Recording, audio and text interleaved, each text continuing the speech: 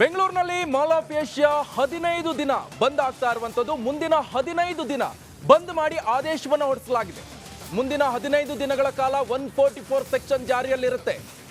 ನಾಮಫಲಕದಲ್ಲಿ ಕನ್ನಡ ಬಳಕೆ ಒತ್ತಾಯಿಸಿ ಕರವೇ ಕಾರ್ಯಕರ್ತರು ದೊಡ್ಡ ಮಟ್ಟದಲ್ಲಿ ಪ್ರತಿಭಟನೆಯನ್ನ ನಡೆಸಿದ್ರು.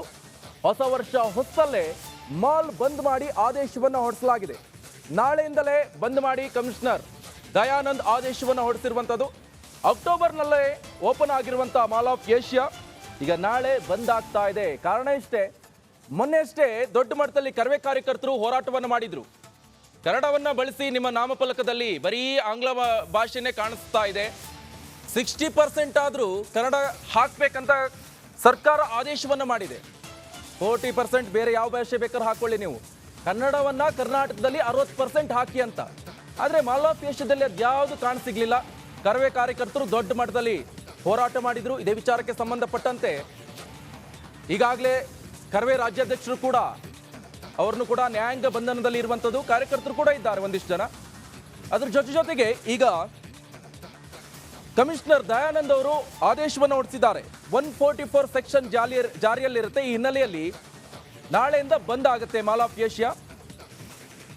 ಬಟ್ ಆದ್ರೆ ನಾಳೆಯಿಂದ ಇನ್ ಕೇಸ್ 144 ಸೆಕ್ಷನ್ ಜಾರಿ ಇರುವಂತ ಸಂದರ್ಭದಲ್ಲಿ 5 ಜನ ಅಲ್ಲಿ ಗುಂಪು ಕೂಡಬಾರದು. ಗುಂಪು ಕೂಡಿದ್ರೆ ಅವ್ರನ್ನ ಅರೆಸ್ಟ್ ಮಾಡ್ಕೊಂಡು ಹೋಗ್ತಾರೆ. ಯಾಕಂತ ಹೇಳಿದ್ರೆ 144 ಸೆಕ್ಷನ್ ಜಾರಿಯಲ್ಲಿ ಇರುತ್ತೆ.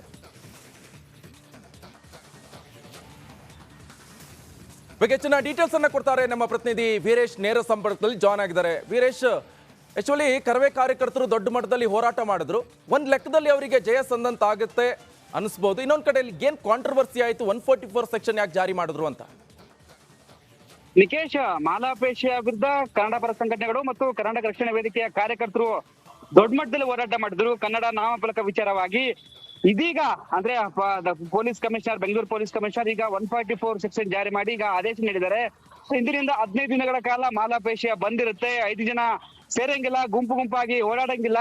ಯಾಕಂದ್ರೆ ಮುಂದಿನ ದಿನಗಳಲ್ಲಿ ದೊಡ್ಡ ಮಟ್ಟದಲ್ಲಿ ಪ್ರೊಟೆಸ್ಟ್ ಆಗ್ಬಹುದು, ಮತ್ತೆ ಗಲಾಟೆ ಜೋರಾಗಬಹುದು ಎಂಬ ವಿಚಾರವಾಗಿ ಈ ಒಂದು ಆದೇಶವನ್ನು ಜಾರಿಗೆ ತಂದಿದ್ದಾರೆ. ಯಾಕಂದ್ರೆ ನಾರಾಯಣಗೌಡರು ಸಹ ನಾಯಕ ಬಂಧನದಲ್ಲಿದ್ದಾರೆ, ಕಾರ್ಯಕರ್ತರು ಅರೆಸ್ಟ್ ಆಗಿದ್ದಾರೆ. ಹೀಗಾಗಿ ಬೇರೆ ವಿವಿಧ ಕನ್ನಡಪರ ಸಂಘಟನೆಗಳು ಇದೀಗ ಈ ಒಂದು ವಿಚಾರಕ್ಕೆ ಆಕ್ರೋಶ ಹೊರಹಾಕ್ತಿದ್ದಾರೆ. ಮತ್ತೊಂದ್ ಕಡೆ ನಾಮಫಲಕ ವಿಚಾರವಾಗಿ ದೊಡ್ಡ ಮಟ್ಟದಲ್ಲಿ ಹೋರಾಟ ಮಾಡಲು ಕನ್ನಡಪರ ಸಂಘಟನೆಗಳು ಮುಂದಾಗಿದ್ದಾರೆ. ಹೀಗಾಗಿ ಇಲ್ಲ ಒಂದ್ ಕಡೆ ಮಾಲ್ ಆಫ್ ಏಷ್ಯಾ ಸಹ ಕನ್ನಡಪರ ಸಂಘಟನೆಗಳ ವಿರುದ್ಧ ಒಂದ್ ಕಡೆ ಆಕ್ರೋಶ ಸಹ ಹೊರಹಾಕಿದ್ರು, ಕೋರ್ಟಿಗೆ ಮೊರೆ ಹೋಗಿದ್ರು. ಈ ಒಂದು ವಿಚಾರವಾಗಿ ಆ ಒಂದು ಮಾಲ್ ವಿರುದ್ಧ ದೊಡ್ಡ ಮಟ್ಟದಲ್ಲಿ ಹೋರಾಟ ಆಗ್ಬೋದು ಮುಂದಿನ ದಿನಗಳಲ್ಲಿ. ಯಾಕಂದ್ರೆ ಕರವೇ ನಾರಾಯಣಗೌಡರು ಅರೆಸ್ಟ್ ಆಗಿದ್ರೆ ಅವರು ಕಾರ್ಯಕರ್ತರು ಮತ್ತೆ ಗಲಾಟೆ ಗದ್ದಲ ಮಾಡಬಹುದು ಎಂಬ ವಿಚಾರವಾಗಿ ಇದೀಗ 144 ಸೆಕ್ಷನ್ ಜಾರಿ ಮಾಡಿದ್ದಾರೆ. ಅದು ಮುಂದಿನ 15 ದಿನಗಳಲ್ಲಿ ಯಾವುದೇ ರೀತಿಯ ಮಾಲ್ ಓಪನ್ ಮಾಡಂಗಿಲ್ಲ, ಗುಂಪಾಗಿ ಸೇರಂಗಿಲ್ಲ ಎಂಬುದು ಈಗ ಕಮಿಷನರ್ ದಯಾನಂದ್ ಅವರು ಈಗ ಆದೇಶ ನೀಡಿದ್ದಾರೆ. ಹೀಗಾಗಿ ಇಲ್ಲಿ ಒಂದ್ ಕಡೆ ಮುಂಜಾಗ್ರತಾ ಕ್ರಮವಾಗಿ ಪೊಲೀಸ್ ಈ ಒಂದು ನಿರ್ಧಾರ ತೆಗೆದುಕೊಂಡಿದ್ರು ಎಂದು ಹೇಳಲಾಗ್ತಿದೆ. ನಿಕೇಶ್, ಥ್ಯಾಂಕ್ ಯು ವೀರೇಶ್ ನಿಮ್ಮೆಲ್ಲ ಡೀಟೇಲ್ಸ್ಗೆ.